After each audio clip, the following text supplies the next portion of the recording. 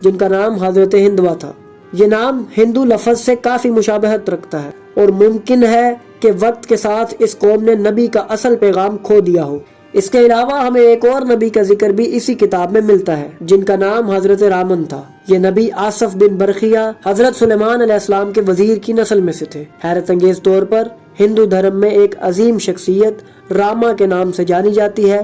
क्या ये वही नबी हो सकते हैं जिन्हें बाद में देवता बना दिया गया? ये सवालात हमें इस तरफ ले जाते हैं कि मुमकिन है हिंदू धर्म के इब्तदाई पैरोकार एक खुदा पर ईमान रखते थे और तौहीद व विलायत अहले बैत का अकीदा रखते थे, लेकिन बाद में उनकी तालीमात में तहरीफ कर दी गई। यही वजह है कि हमें आज भी उनकी किताबों में तौहीद, नबूवत, कयामत और दीगर इस्लामी अकायद की झलकियाँ मिलती हैं। नाज़रीन, जब हम कुरान मजीद का मुताला करें तो हमें बार बार ये बात समझ आती है कि इस्लाम की बुनियाद एक खुदा की वहदानियत पर है। अल्लाह एक है, उसका कोई शरीक